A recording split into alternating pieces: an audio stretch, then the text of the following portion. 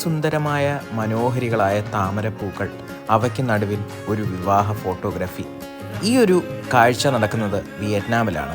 നമ്മുടെ കേരളത്തിൽ വളരെയധികം പൊട്ടൻഷ്യലുള്ള ഒരു ടൂറിസ്റ്റ് ബിസിനസ് ഐഡിയ ആണ് ഇതെന്ന് എനിക്ക് കണ്ടപ്പോൾ തോന്നിപ്പോയി.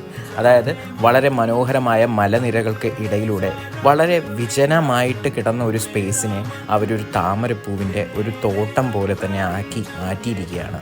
ഇവിടെ വളർത്തിയിരിക്കുന്ന ഈ ഒരു താമരപ്പൂക്കൾക്ക് നടുവിലൂടെ എല്ലാ താമരപ്പൂക്കളും വിരിഞ്ഞു നിൽക്കുന്നത് കാണാൻ എന്തൊരു ഭംഗിയാണെന്ന് പറഞ്ഞറിയിക്കാനാവാതെ എനിക്ക് നടക്കാനായിട്ട് സാധിച്ചു.